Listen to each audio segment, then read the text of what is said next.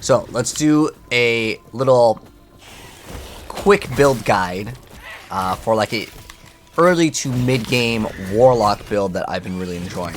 So you can actually build this as Necromancer or Warlock. It depends on kind of what you want to go for. So it is going to be kind of a dot/minion build. It's mostly just inflicting a bunch of different status effects on the enemies, but it's a pretty easy build because so many things that you get are going to be able to be built for this build because there's so many skill tags. Like this one over here, it's fire, it's necrotic, it's also a spell, and it's a damage over time and a curse, and it'll obviously stack within because it's just like a spell. So now that you guys have kind of seen some gameplay, I'm going to kind of break down each skill. So Spirit Plague and the Chthonic Fissure are the two main sources of damage, but the Golem actually does a good amount of damage too. So I want to show you guys just using one of the skills. So this is Spirit Plague. So you'll see we apply a damage over time, and it kills stuff really, really fast. But if I combine these two dots, what's going to happen is it's going to do way more damage. So I can see this like elite blue pack over here. Death will not take me. And you can basically just stack a bunch of damage on the enemy. So now you guys can see the basic gameplay over here because some of you guys wanted to build. So we'll do a quick little build here. So these are the two sources of damage. The skeletons here are just kind of there for a filler, to be honest, right now. And then we're running Golem. Golem will start setting everything on fire, but you can also, if you want to, run Rip Blood, which is something I was going to consider at level 50, or we can mess around with some of these other skills once we reach a certain level on the Warlock Mastery over here. So let's go over the important stuff, which is going to be starting off with the skill tree. So as far as our skills go, we are running Chthonic Fissure. So we throw it down, and I would recommend in the very beginning to rush to the top left, which is of Gloom and Flames. This increases the size of it, so it doubles the fissure. So here's what the actual skill looks like. It's half the size at the start, but later it will grow in size if you decide to get that node. So it's really good, but it makes it so it costs almost double the mana, but it's double the damage on it. So I think it's 100% worth it. And then I got a bunch of stuff over here as well, just to apply all these extra damages. This one will give you extra crit chance, but it also applies acid skin, so they also take poison damage. So you can scale poison, you can scale fire, you can scale like so much with the skill. That's why I like it, because it's fire, necrotic, spell, damage over time, curse. Like it tags almost everything in in the drops. Like it's just ridiculous. Well, for the most part, everything that you'd actually want to get on a Acolyte class. So that's the skill that you would get for the Warlock. Now, you can just play, if you want to play Necromancer, with Spirit Plague. And then instead of this, you can just run your Skeletons here for one of the skills.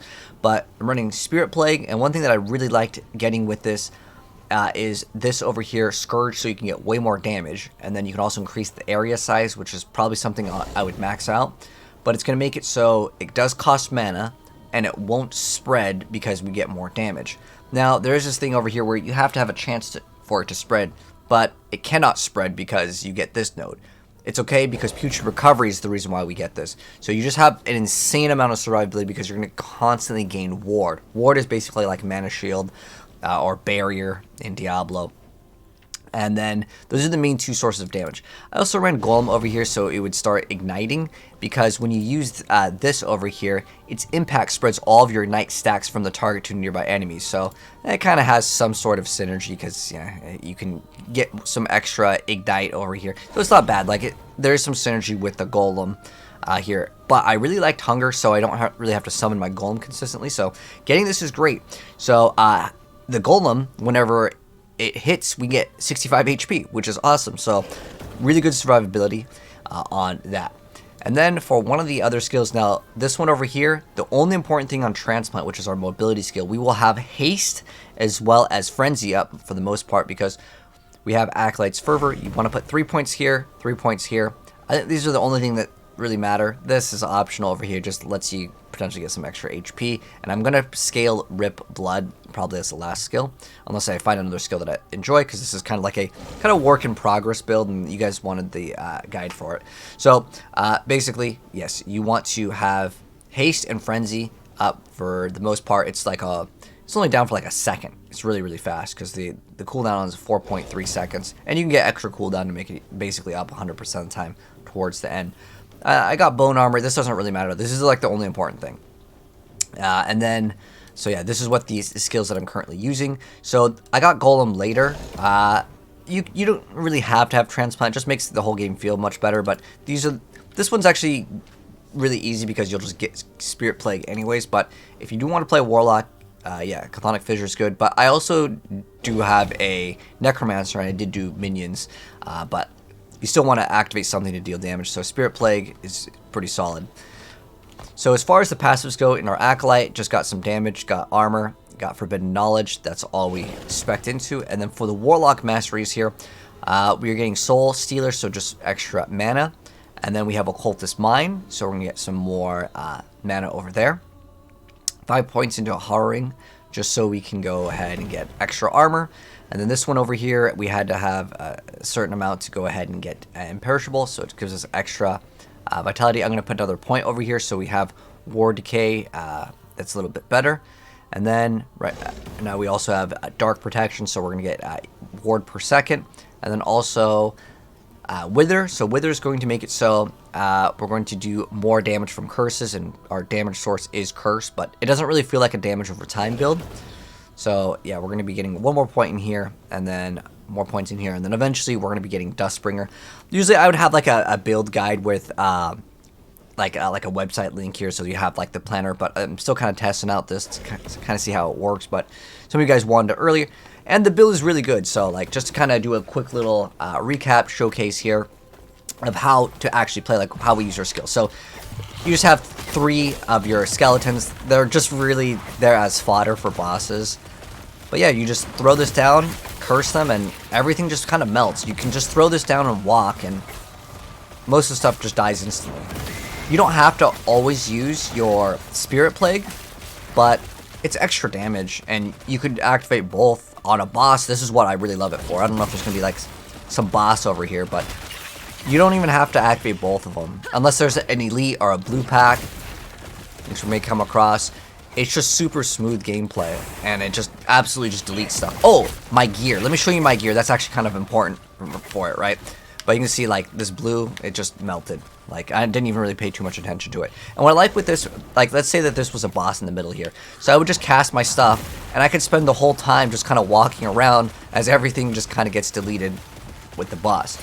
So I have 2 uniques, but like none of these are important. So I just got this because literally it just gives us +1 to necrotic spells, which is basically 1 passive point. It also has leech on it and gives us HP. It's actually a unique for a skill called Hungering Souls, which I don't even want to use because I like this playstyle so much more. Because Hungering Souls, you kind of have to aim.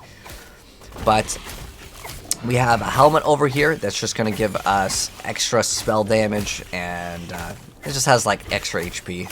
Then a bunch of resistances here, more mana over here.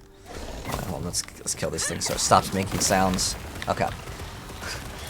And then this amulet, it just has some mana, and then we have a small lightning explosion when we're stunned. It doesn't matter. I just wanted this because of the mana. It doesn't really help out that much. And then as far as our rings go, we got some health regen. It's just kind of for movement speed. Just had a high roll on it. Nothing is really good here, to be honest, as far as our items go.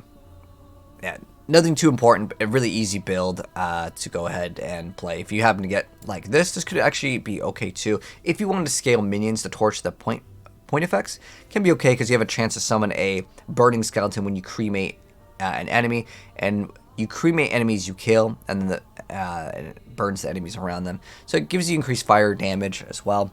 You get increased fire damage over time because this does literally everything. Again, it's fire, necrotic, spell, damage over time, curse. It just has all these tags in it, which is quite nice. But there's a little like brief build for the Acolyte, or well, it's the Acolyte, Warlock, and or Necromancer. Depends on what you want to play. But yeah, pretty easy stuff. There's a rough little guide there.